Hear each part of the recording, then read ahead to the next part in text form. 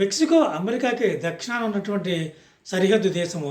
ఈ దేశానికి అధ్యక్షురాలైనటువంటి క్లాడియా షైన్బామ్ కొత్త చట్టాన్ని పట్టుకొస్తున్నారు. ఈ చట్టం 2026 జనవరిన అమల్లోకి వస్తుంది. ఈ చట్టం కానీ అమల్లోకి వస్తే మెక్సికోకి ఏ దేశానికైనా ఫ్రీ ట్రేడ్ అగ్రిమెంట్ లేని దేశం అయితే ఆ దేశం నుండి మెక్సికో దిగుమతి చేసుకున్నటువంటి వస్తువుల మీద 50% దిగుమతి సుంకం విధించే అధికారం ఆ చట్టము ఆ దేశాధ్యక్షురాలకి ఇస్తుందన్నమాట. మనకేనో మెక్సికోకి మధ్య ఫ్రీ ట్రేడ్ అగ్రిమెంట్ లేదు. అందువల్ల మన దేశం నుండి దిగుమతి చేసుకునే వస్తువుల మీద కూడా 50% దిగుమతి సుంకాలు మెక్సికో విధించే అవకాశం ఎక్కువగా ఉంది. మనకి మెక్సికోకి మధ్య వాణిజ్యపరంగా మంచి సంబంధాలు ఉన్నాయి. మన ఇద్దరు దేశాల మధ్య $860 కోట్ల విలువైన వాణిజ్యపరమైన వాణిజ్యం అవుతున్నది.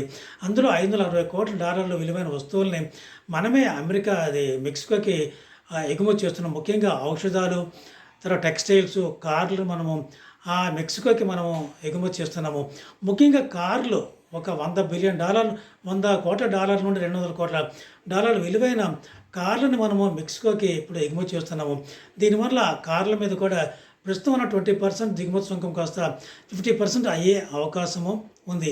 ఈ దిగుమతి సుంకాలని ఈ యొక్క మెక్సికో ఎందుకు చేస్తున్నదంటే ముఖ్యంగా అమెరికాని సంతృప్తిపరచడానికి, అమెరికాకి దగ్గర అవడానికి, అమెరికాకి చొరవ అవడానికి ఈ యొక్క మెక్సికో చైనాని లక్ష్యంగా పెట్టుకొని 50% దిగుమతి సుంకాలు విధించడానికి చట్టాన్ని చేసుకుంది.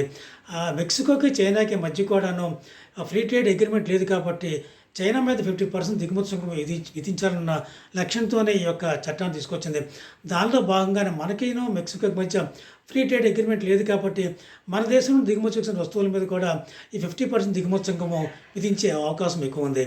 డొనాల్డ్ ట్రంప్ మన మీద మామూలుగా 25% దిగుమతి సుంకం విధించి ఇంకొక 25% అదనంగా రష్యా నుండి మనం ముడి చమురు దిగుమతి చేసుకుంటున్నామనే నెపంతో, పనిష్మెంట్ తోటి మన మీద మొత్తం 50% దిగుమతి సుంకాన్ని విధిస్తే ఈవిడ మన మీద పనిష్మెంట్ ఏమీ లేకుండా మామూలుగానే దిగుమతి సుంకాలు 20% నుండి 50%కి పెంచిందంటే ఈవిడ డొనాల్డ్ ట్రంప్ కన్నా 4 ఆకులు ఎక్కువగా చదివిందేమో అనిపిస్తున్నది.